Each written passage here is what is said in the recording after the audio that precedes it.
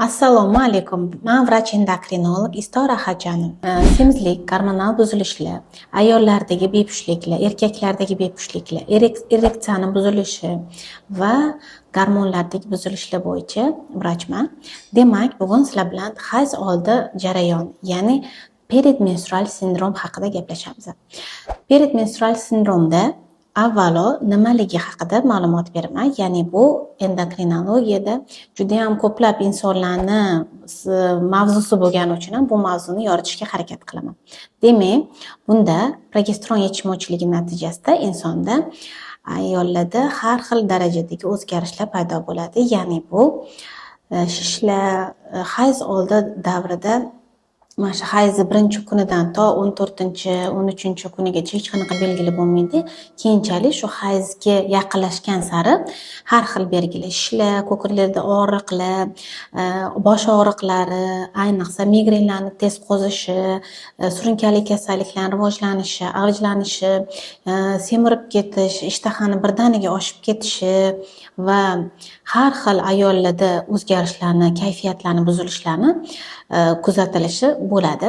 Bunaqa paytda ayollar juda ham tez stressga tushishadi va bunaqa holatlarda ayrim ayollarda juda ham ko'p suitsidal holatlar bo'lgani uchun ham bu mavzuni yoritishga harakat qilaman. Demak, buni o'zimda ham bu narsalar kuzatilgan, juda ham uzoq vaqt davomida o'zimda shu peridmenstrual sindromi, ya'ni hayz oldi davrida shunaqa holatlar bo'layotganini kuzatganman va shundan keyin gormonal holatimni tekshirishga harakat qildim. Bu holat ko'pinchalik ayollarda progesteron yetishmovchiligi natijasida vujudga keladi va buni ayollar bu oddiy holat, norma holat deb o'ylashadi, lekin aslida unday emas. Demak, bu patologik holat hisoblanadi. Progesteron yetishmovchiligi nimaga bo'ladi? Aynan nima holatdan keyin sizlarda bu vaziyat yuzaga kelganini avvalo o'zingizlar aniqlab olishingiz kerak. Ayrim paytda ayollarda uyquda buzilishlar bo'lsa, yaxshi uxlamasa, stressga tushgan paytlardan keyin bu narsa avjlanib ketib qoladi. Hamma narsa stress bilan bog'lanadimi desanglar, albatta deyman. Nimagaki, gormonlar bu narsaga juda ham sezgir hisoblanadi va buni tez namoyon qiladi. Hozirda bu narsani davolash juda ham avjlanib ketdi. O'zi xohlagancha dorilar ichib davolashgandan keyin ayollarda yana ham bu holatda avjlanishi, kuchayishi va terapiyadan keyin naborot ayollarda hayz siklini buzilishlari bilan ketish kuzatilyapti. Shuning uchun vrachga обязательно maslahatga boringlar. Gormonal holatinglarni tekshirganingizdan keyingina davolashni boshlash kerak. Demak, davo nimadan bo'lishi kerak? Bu birinchi uyquni to'g'rilash va stressdan, ya'ni qutulib ketish deya olmayman, chunki stressdan hech kim qutulmagan. Har doim bu stress holati bo'ladi va buni shunchaki qabul qilishni to'g'rilash kerak. Ya'ni stress holatida insonlarda bu premenstrual sindromi kuchayishi ko'proq progesteronni yana ham kamayishiga, ya'ni shu holatda ma'lum bir nimalari bor, jarayonlar bor. Shu narsaga ko'proq progesteronni sarflanishi kuzatiladi va shuni natijasida ayollarda bu holat yana ham avjlanadi. Sizlarga davo sifatida eng avvalo aytishim mumkin bo'lgan narsa bu toza havoda ko'p aylanish, ko'p harakatlanish va stressga chidamlilikni oshirish. Bu bizga aynan magniy yordam beradi. Bunaqa holatda magniyni glitserat holatini ichish juda ham yaxshi bizga tavsiya beriladi va bunaqa holatda glitseratlarni ayniqsa kechqurun ichish hayz oldi sindromini kamayishiga olib keladi. Yod preparati. Yod preparati har doim o'zi bu eng kerakli preparatlardan biri hisoblanadi. Bizani bachadonlarimiz, tuxumdonimiz va ko'kragimiz, sut bezlarimiz va qalqonsimon bezimiz bu narsaga juda ham sezgir hisoblanadi. Ayniqsa yetishmovchilik bo'lganda turli kasalliklar rivojlanishi, avjlanishi kuzatiladi.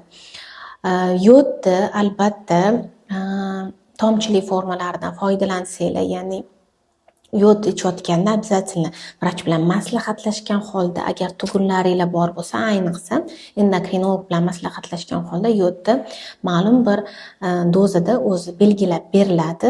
250-500 mikrodozada qabul qilsanglar bo'ladi, lekin buni ham обязательно endokrinolog vrachinglar yoki ginekolog vrachinglar bilan maslahatlashinglar va keyingisi bu magniy preparatlari, magniy B6 yoki B guruh vitaminlari hisoblanadi. Bularni dozasini ham обязательно vrach bilan maslahatlashgan holatda va turli kasalligingiz bor bo'lsa, buni ham yashirmagan holatda vrach bilan maslahatlashinglar. Chunki ayrim bemorlar ko'pinchalik o'zini psixologik holatini, psixiatrda davolanayotganini, amitriptilin yoki bir boshqa preparatlarni qabul qilsa ham bu narsani aytmaydi.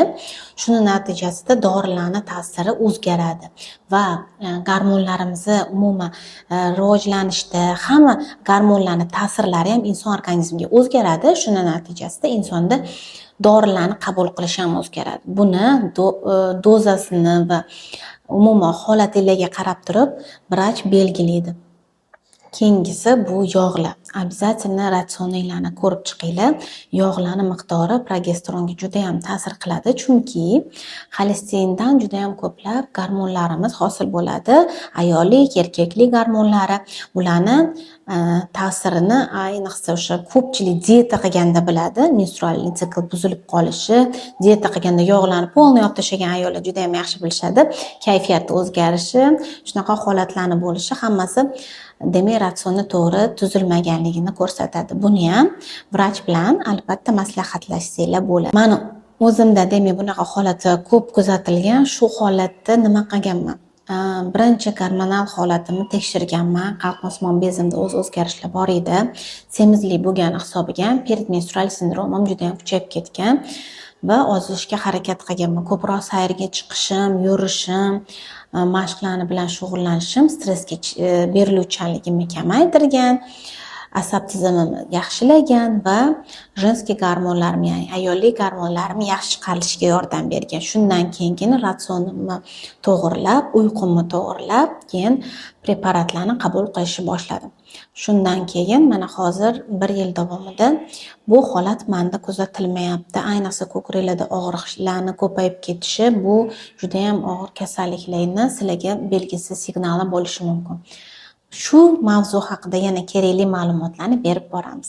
Demak, meni YouTube kanalimda kuzatishni davom ettiring va agar savollaringiz bo'lsa, izohlarda qoldiring, albatta javob beramiz.